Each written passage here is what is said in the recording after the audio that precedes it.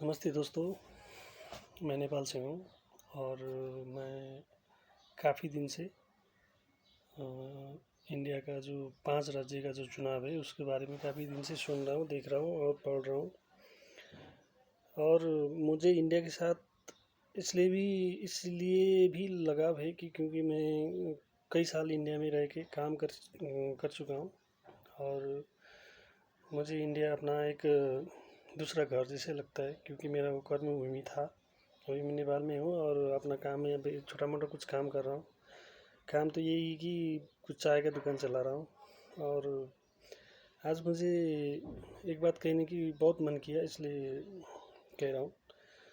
कल जो इंडिया में जो स्टेट लेवल का जो इलेक्शन था, उसमें जो 5 राज्य का इलेक्शन हुआ, उसमें बीजेपी ने 4 राज्य में विक्ट्री किया और एक राज्य जो है पंजाब, उसमें वो काफ़ी कमज़ोर रहा। और आज मैं सुबह से चाय की दुकान में जो 2-3 पत्रिका लेके आया मैं, और जो मेन पत्रिका है उसमें जितने भी न्यूज़ है, जितने भी हेडलाइंस है, जितने भी आर्टिकल्स है, उसमें सिर्फ और सिर्फ पंजाब के बारे में ज़्यादा लिखा है। और इससे मुझे ये लगता है कि यहाँ का जितने भी लिबरल है, जितने भी यहाँ भी जैसे टुकड़े टुकड़े गैंग होते हैं, जितने भी जो लोग होते हैं, धर्म के ठेकेदार होते हैं, जो भी यहाँ पे धर्म के नाम पे अपना सत्ता चलाते हैं, अपना रोजी रोटी चलाते हैं और बिकते हैं, बिकाऊ लोग हैं, उन लोग का सोच। और इंडिया में जो जितने भी विपक्षी जो लिबरल,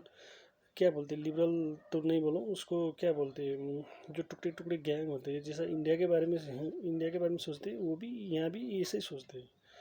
और इन लोग का सोच जैसा उन लोग का है, इसका इन लोग का सोच भी ऐसे है। और मेरा कहने का मतलब ये है कि पत्रिका में जो जितनी भी लेख है, जितने भी वर्ड्स जो होती है, दरअसल मैं तो ये एक्सपेक्ट कर रहा था कि यूपी के बारे में कुछ ज़्यादा लिखा होगा, योगी जी के बारे में कुछ ज़्यादा लिखा होगा, और ये योगी जी के बारे में कुछ ज़्यादा लिखा, इसलिए मैंने पत्रिका खरीद के लाया था।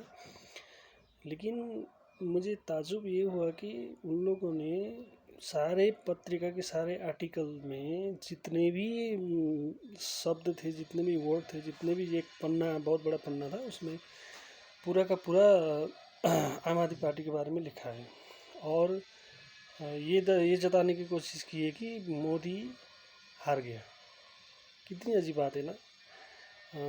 इंडिया का इतना बड़ा राज्य और उसमें इतना बड़ा विक्ट्री किया है, 4 और राज्य में उसने विक्ट्री किया बीजेपी ने, फिर भी लोगों को ए नैरेटिव क्रिएट कराया जा रहा है कि देखो, मोदी ने पंजाब में चुनाव मारा, इसलिए मोदी कमज़ोर है, योगी कमज़ोर है, इस तरह की बात पेपर में। और मुझे बुरा लगा तो मैं कुछ अपने हिंदुस्तानी दोस्तों के साथ ये बात शेयर करने जा रहा हूँ। और मैं इसलिए भी शेयर कर रहा हूँ कि मैं एक नेपाली हूँ, मैं अलग देश का एक इंसान हूँ, फिर भी मेरा मन, मेरा धर्म, मेरा संस्कृति, मेरा जो अटैचमेंट है वो इंडिया के साथ लगा रहता है। और इसलिए भी लगा रहता है कि आपके पास इंडिया में मोदी जैसा लीडर है, योगी जैसा एक स्टेट में एक नया लीडर मिल गया आपको, शायद नेक्स्ट पीएम है वो। मुझे बहुत खुशी होता है, मैं मोदी का हर भाषण सुनता हूँ, हर उनका जो जितने भी ट्रैवल, जितने भी जहाँ वो दुनिया में हर जगह जाके जो बोलते हैं, वो मैं ध्यान से देखता हूँ, पढ़ता हूँ, सुनता हूँ, तो मुझे बहुत खुशी होता है। और ये खुशी इसलिए होता है कि वो अपने देश के साथ साथ अपने धर्म, संस्कृति और अपने विकास के लिए कितने कटिबद्ध है, कितने अच्छी तरह से लगे हैं।